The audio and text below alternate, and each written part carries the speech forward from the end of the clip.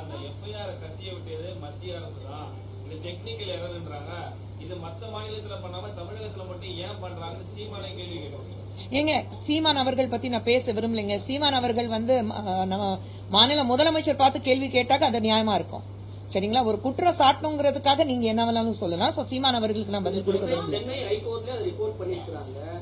IBC section பிஎன்எஸ்ல மாத்தப்படும் போது அந்த technical எரரால தான் எஃப்ஐஆர் ரிலீஸ் ஆயிருக்கு அப்படின்னு சொல்லிட்டு அது எப்படிங்க டெக்னிக்கல் எரர்ல ரிலீஸ் ஆகும்? ஹைகோர்ட்ல ரிப்போர்ட் பண்ணிருக்காங்க. ஹைகோர்ட்டோட ஆர்டர் அதுதானா? High Court approved of that. Has High Court accepted that there's a technical error? நம்ம அது ஒண்ணு பாக்கணும்ல. நீங்க யார் வேணாலும் நீங்க வந்து மனு தாக்கல் பண்ணலாம், சொல்லலாம் இது வந்து technical error. But I am saying அதுக்கு தானே உங்களுக்கு தனிப்பட்ட முறையில உங்களுக்கு சட்டம் இருக்கு, நீங்க அதுதானே பாக்கணும். இப்ப இதுல ரெண்டு பேர் தரப்புலயும் தானே வந்து நடவடிக்கை பண்ணி தான் வச்சிருக்காங்க, மாநில காவல்துறை அதே போல வந்து யார் நீங்க நடவடிக்கை எடுங்க. அதனாலதான் நாங்க வந்து நீங்க வந்து நடவடிக்கை எடுக்காதீங்கன்னு நாங்க யாருமே சொல்லல. நீங்க ஒரு பெண்ணுக்கு பாதுகாப்பா இருக்கணும், ஒரு பெண்ணுக்கு நியாயம் கிடைக்கணும்னா என்ன ஒரு நடவடிக்கை எடுக்கணும் அது தாராளமா எடுங்க. நான் சொல்றது ஒண்ணா, ஒரு எங்கேயாவது நம்ம வீட்டுல ஒரு டேப்ல வந்து எங்கேயாவது ஒரு லீக்கேஜ் இருந்தா அதுதான் முதல்ல சீல் பண்ணுவோம். மொத்தமா மேல இருந்து ஃபுல்லா விழும்போது அப்புறம் பாத்துக்கலாங்கிறது கிடையாது. சோ எங்க லீக்கேஜ் இருக்கு முதல்ல அதை சீல் பண்ணுங்களேன். ஏன் ஒவ்வொரு முறையும் ஒரு பெண் தான் பலியாக்கணுமா இந்த மாதிரி விஷயத்துக்கு?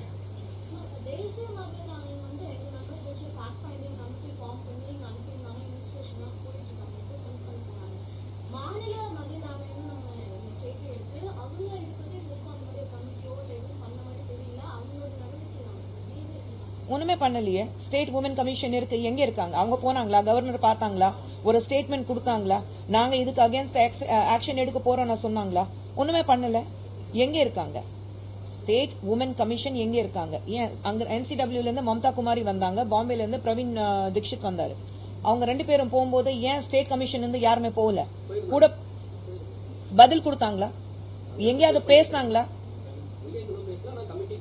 கமிட்டி பேசினாங்களான்னு சொல்றேன், எங்கேயுமே பேசல. அப்ப ஸ்டேட் கமிஷன் ஒரு ரிப்போர்ட் கொடுக்கறோம்னா NCW தைரியமா வந்து நாங்க சூமோட்டோ எடுக்கிறோம், இம்மீடியட்டா ஒரு டீம் கொடுக்கறோம்னா ஏன் ஸ்டேட் கமிஷன் இருந்து யாருமே போகல? ஏன்னா you control by the state, you control by the government.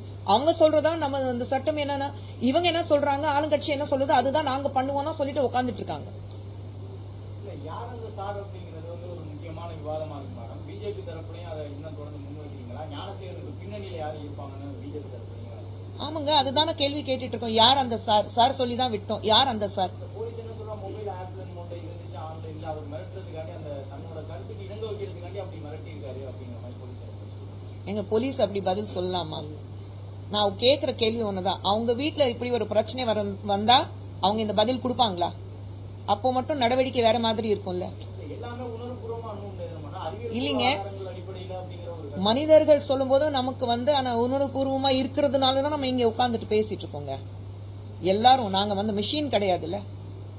So அப்படி இருக்கும்போது சிம்பிளான விஷயம், நீங்க என்ன சட்டம் இருந்தாலும் சட்டத்துக்கு நேராக எதிராக தான் நடந்திருக்கு இந்த விஷயம். உங்களுக்கு எல்லாருக்கும் தெரியும், நம்ம எல்லாருக்கும் தெரிஞ்ச விஷயம். சரிங்களா? ஆனா கேக்குற கேள்வி, அவங்க வந்து சட்டத்துக்கு பேப்பர்ல எப்படி இருந்தது, வாட்ஸ்அப்ல எப்படி இருந்தது, குரூப்ல எப்படி இருந்தது, அதுக்காக தான் இது பண்ணோம். உங்க வீட்டுல நடந்தா இது பதில் வருமானா என்னோட கேள்வி அதுதான். வராது இல்ல. அப்ப அந்த குழந்தை உங்க வீட்டு குழந்தை பாத்துக்கங்கன்னு நான் சொல்றேன். மேடம், தேசிய மகளிர் ஆணைய பொறுப்புல இருந்து நீங்க விலகியதுக்கு பிறகு ரொம்ப பெருசா நிகழ்ச்சிகளை பார்க்க முடியல, கட்சி நிகழ்ச்சிக்கு உங்களை அழைக்கல அப்படின்றதெல்லாம் பேசி இன்னைக்கு எங்க இருக்கேன்? இன்னைக்கு எங்க இருக்கேன்? நான் எங்கேயுமே வந்து ஃபர்ஸ்ட் ஆஃப் ஆல் அன்னைக்கு நடந்த விஷயம் வந்து ரொம்ப தவறானது. ஆர்டிகல் 21 கான்ஸ்டிடியூஷன் படி என் அனுமதி இல்லாம என் வாய்ஸ் ரெக்கார்டு பண்றது மிகப்பெரிய குற்றமாகும். சரிங்களா? அதுதான் அன்னைக்கு நடந்தது. அதெல்லாம் விட்டாச்சு, அதெல்லாம் தாண்டி போயாச்சு. தவறு நடந்தது, அவங்களும் வந்து மன்னிப்பு கேட்டுட்டாங்க, அது விட்டாச்சு. இதுக்கப்புறம் என்ன புது வருஷத்துல புதுசா என்ன பண்ணணும், இன்னும் நல்ல வகையில இன்னும் என்னென்ன விஷயங்கள் நம்ம பண்ண முடியும் அதுதான் பார்த்துட்டு போகணும். தவிர கடந்த விஷயம் அப்படி கடந்து போகட்டும். No point.